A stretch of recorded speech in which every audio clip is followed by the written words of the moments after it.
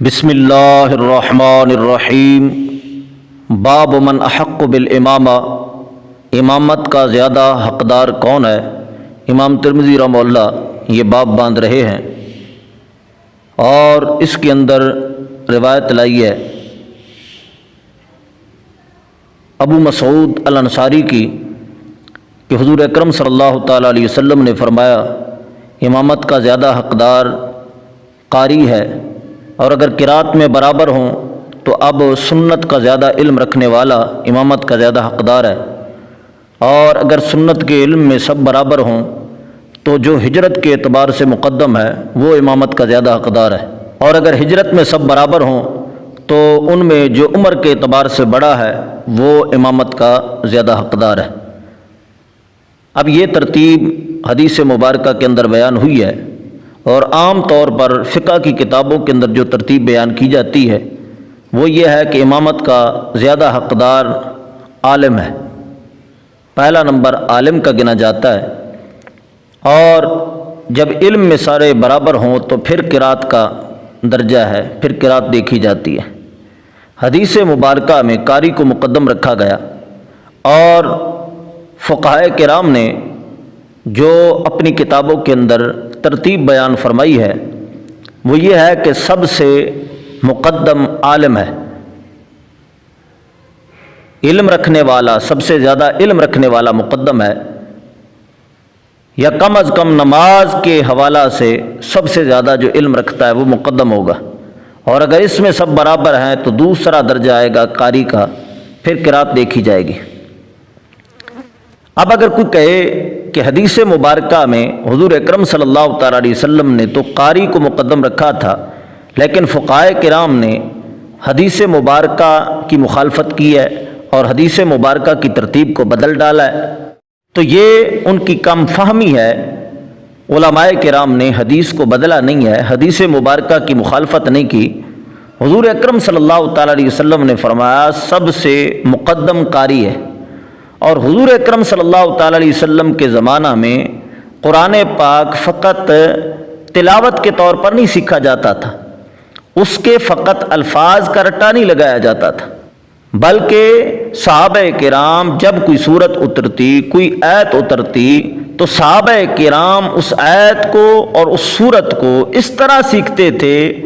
کہ اس آیت مبارکہ کے اندر، اس سورت کے اندر کیا کیا احکام ہیں، امر و نہی، زجر و توبیخ، حلال و حرام، جتنے بھی احکام ہیں سب کو صحابہ کرام سیکھ کر قرآن پاک کی تلاوت اس طرح سیکھتے تھے، جس طرح کہ حضرت عبداللہ ابن عمر فرماتے ہیں کہ جب کوئی سورت نازل ہوتی تو ہم جان لیتے کہ اس کے اندر امر و نہی کیا ہے، زجر و توبیخ کیا ہے، حلال و حرام کیا ہے، یعنی مکمل جان کر ہم قرآن پاک کی تلاوت سیکھتے تھے۔ حضرت عمر فاروق رضی اللہ تعالیٰ عنہ کے حوالہ سے ملتا ہے کہ آپ نے سورہ بقرہ 12 سال میں حفظ کی۔ اب یہ نہیں کہ آپ کند ذہن تھے، رٹا لگانے کے باوجود آپ سے یاد نہیں ہوتا تھا، نہیں، صحابہ کرام قرآن پاک اس طریقے سے سیکھتے تھے کہ قرآن پاک کے جتنے بھی احکام ہیں وہ بھی صحابہ کرام قرآن پاک کی تلاوت کے ساتھ ساتھ سیکھتے تھے۔ تو اب حضور اکرم صلی اللہ تعالیٰ علیہ وسلم نے فرمایا کہ جو تم میں سے بڑا قاری ہے وہ امامت کا زیادہ حقدار ہے۔ تو چونکہ حضور اکرم صلی اللہ تعالیٰ علیہ وسلم کے زمانہ میں قاری بڑا عالم ہوتا تھا، جتنا بڑا قاری ہوتا تھا اتنا بڑا عالم ہوتا تھا، تو حضور اکرم صلی اللہ تعالیٰ علیہ وسلم نے علم کے اعتبار سے اس کو مقدم رکھا ہے، لیکن بعد والے ادوار میں محض تلاوت کرنے والے کو،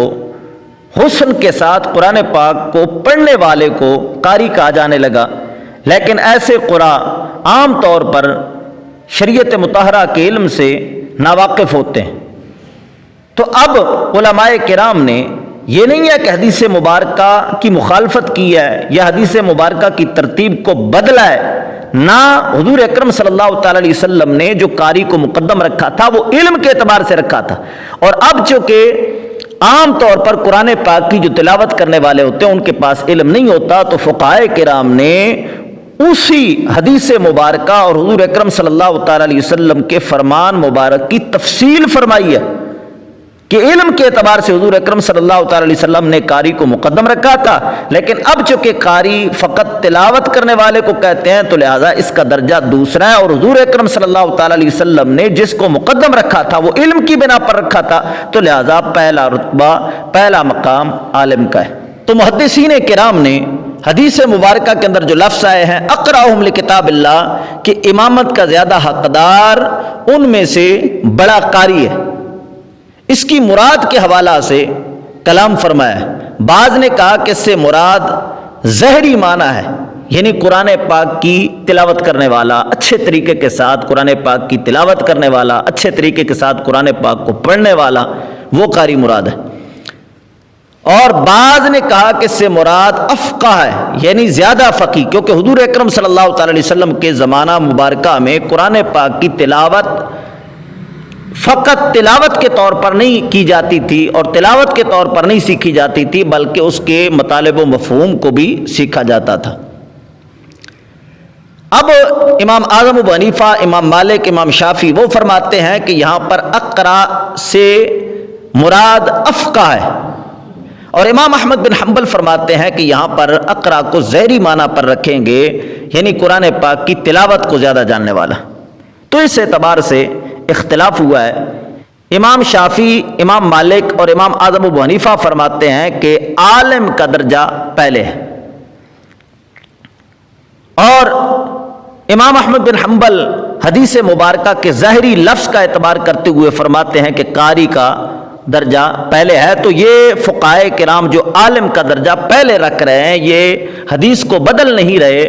اور حدیث کی مخالفت نہیں کر رہے، بلکہ اسی حدیث مبارکہ کی تفصیل فرما رہے ہیں۔ تو حدیث کیا ہے؟ امام ترمذی فرماتے ہیں حدثنا حناد قال حدثنا ابو معاویہ عن الاعمش۔ یہ ایک سند بیان کرنے کے بعد تحویل کر رہے ہیں، یعنی سند بدل رہی ہے، اور دوسری سند پیش فرماتے ہیں وحدثنا محمود بن غیلان قال حدثنا ابو معاویہ وابن نمیر۔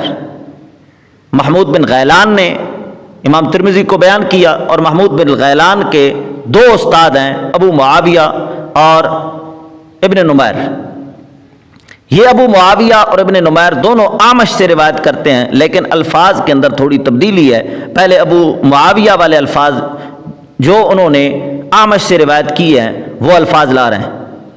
اعمش روایت کرتے ہیں اسماعیل بن رجاء الزبیدی سے،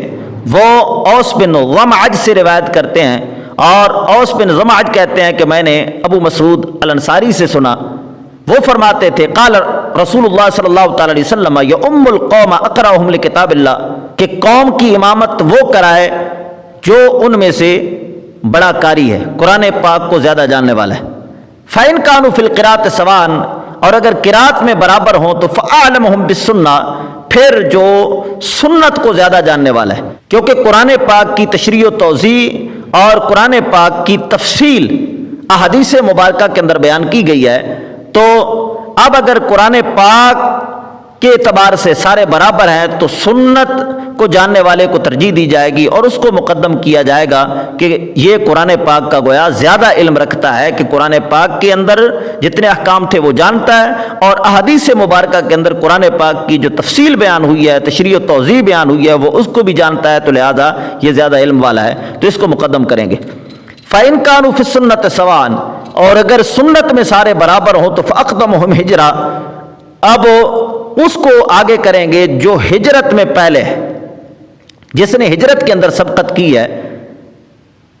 مکہ شریف سے مدینہ کی جانب جنہوں نے ہجرت پہلے کی ہے، لیکن اب یہ ہجرت والا جو مرتبہ و مقام ہے منسوخ ہو چکا ہے، اور بعض فقہائے کرام نے فرمایا، محدثین کرام نے فرمایا اب بھی اس ہجرت والے رتبہ و مقام کو، مرتبہ کو رکھا جائے گا، لیکن یہاں پر گناہوں سے ہجرت مراد ہوگی۔ فَإِنْ كَانُوا فِي الْهِجْرَةِ سَوَاءً، اور اگر ہجرت کے اندر سارے برابر ہوں تو فَأَكْبَرُهُمْ سِنًّا، اب جو عمر کے اعتبار سے بڑا ہوگا اس کو آگے کریں گے۔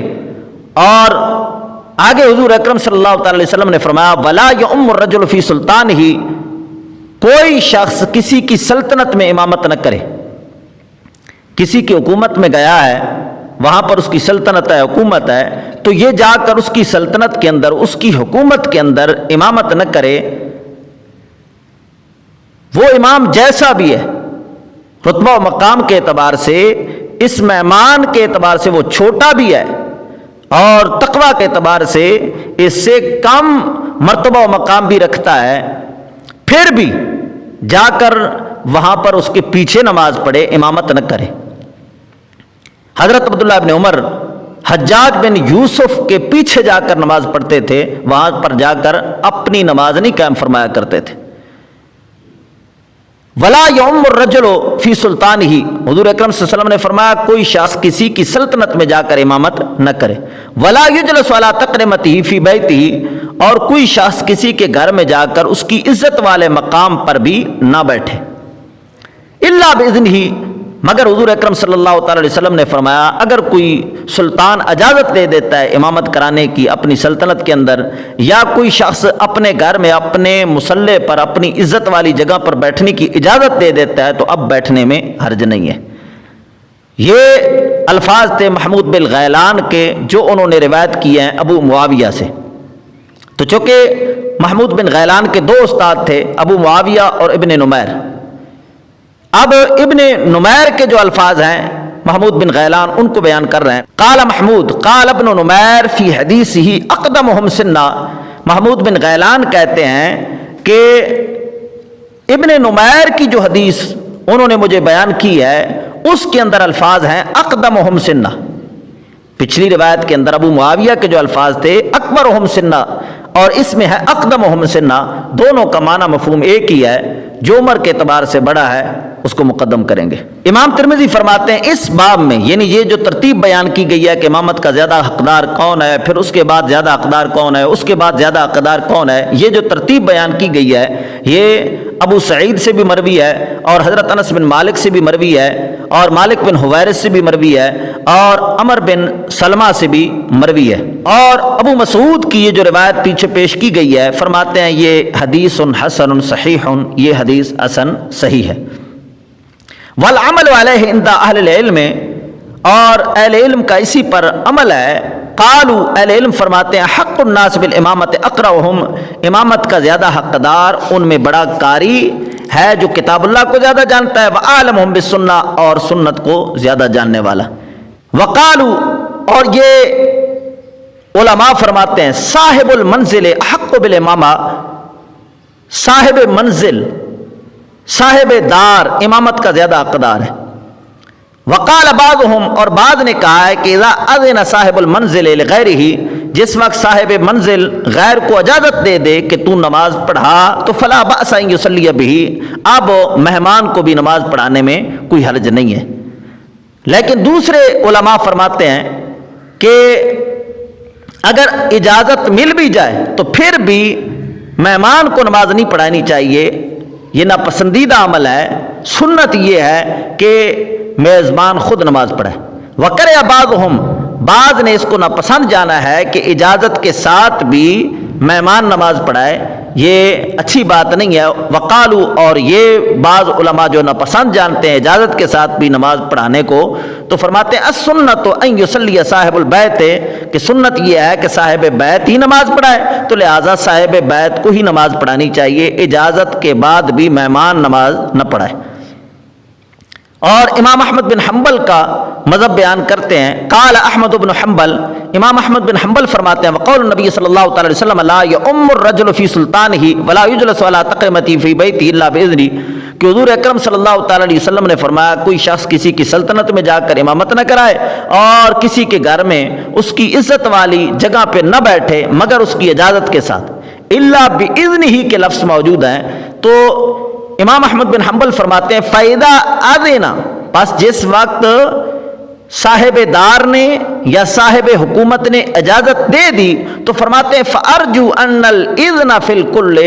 تو پس اب امید ہے کہ ہر معاملے میں اجازت ہوگی، یعنی صاحب سلطنت نے اپنی حکومت کے اندر نماز پڑھانے کی اجازت دے دی ہے اور صاحب دار نے اپنے گھر میں اپنی عزت والی کرسی پر بیٹھنے کی اجازت دے دی ہے، یعنی جتنی بھی